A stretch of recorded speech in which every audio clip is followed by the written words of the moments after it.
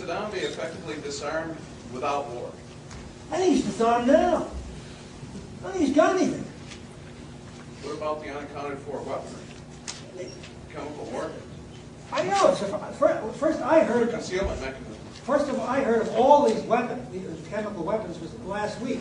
I was not... I've listened to Ritter talk, and I know Ritter's got his problems, but he seemed to be fairly well up on his facts, and Ritter always maintained that sure, there was some stuff left, but it wasn't enough to amount to a damn. So effectively, he's not a threat. And that's my understanding. Now let him tomorrow night. We don't know that for a fact. Excuse me? That's not a fact. That's Well, yeah, it is a fact, because look, I told you the kind of war we fight. You have an idea of how much power we have. What the heck is he going to do with these weapons? Suppose he's got an atomic bomb, and he even hints that he's going to do anything with it. You'll level the whole country. I mean, to me, that as an American, I'm 70 years old, that's what's so impressive to me, is that this is a different country. We make no bones about the fact that we'll wipe them out. So what purpose would he possibly have if he's got the weapons and using them? You tell me. But he continues to develop some type of capability. It's a question of what is he developing weapons? He lives in a neighborhood where everybody's got them. The Israelis have them. The Israelis have chemical weapons. The Israelis have biological weapons. Now, I don't know, but I assume the Syrians are also trying to get them. I'm sure the Egyptians are. I think you always have to put this thing into context. Is he trying to develop weapons so he can defend himself against the Iranians who hate him, against the Syrians who also don't like him, against all his neighbors, or is he trying to, or is he, as the president is presenting, a megalomaniac? I don't think he is.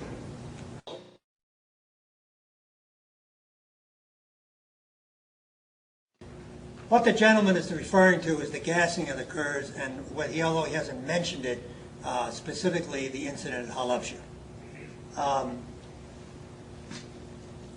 Two things we know about Halabja. For those of you who don't know what Halabja is, it was an incident that occurred toward the end of the Iran-Iraq war in which civilian Iraqis, mostly Kurds, were killed with chemicals in a battle that occurred in the north of Iraq in the Kurdish territory. Is this different from the Marsh Arabs? Yeah, Okay. both. Those are Shias, Arabs. Okay. The two things we know about the Halabja incident, and it's interesting that whenever the incident is discussed in the United States or in Britain, these are always suppressed. These two facts. One, it was a battle. The implication is, whenever you read about it, that it was a wanton attack by the Iraqis on the Kurds because they were Kurds, and consequently it was genocide. It was not. It was a battle.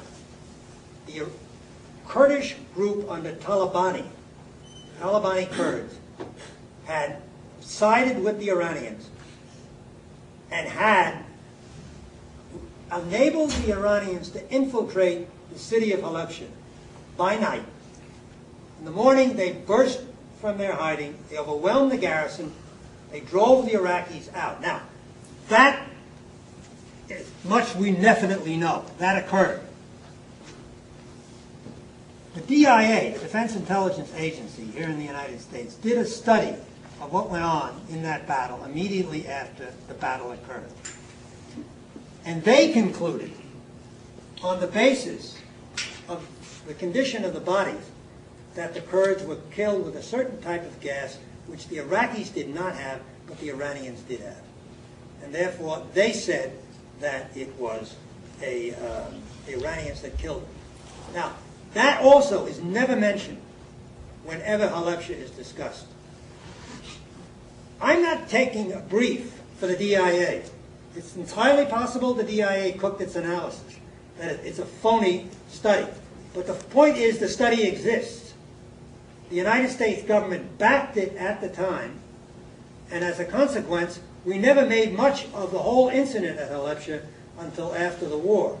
After the war, Aleppo, the whole thing was retold, the whole story was retold. It became a genocidal attack. And today, if you talk to anyone, or if you read any account of that attack in the media, as I say, it's made out to be a case of genocide, and the business with the Iranians and the DIA is never mentioned. Because I was an intelligence officer at the time, because I worked with the DIA analysts that put that study together, and because they assured me that they were correct, I went along with them at the time, and I still go along with them. What does it take to get a hold of that study? You can't, it's classified. You mentioned that it was Iranian gas that killed them, and yet you had just said a minute ago that they sided with Iran. So why? The United States sided with Iraq. The Kurdish group that had sided with Iran. Oh, The Kurdish because group the was killed. town went back and forth, Okay. and both sides used gas. The Iraqis used mustard gas, and I believe the Iranians used a blood agent. Okay.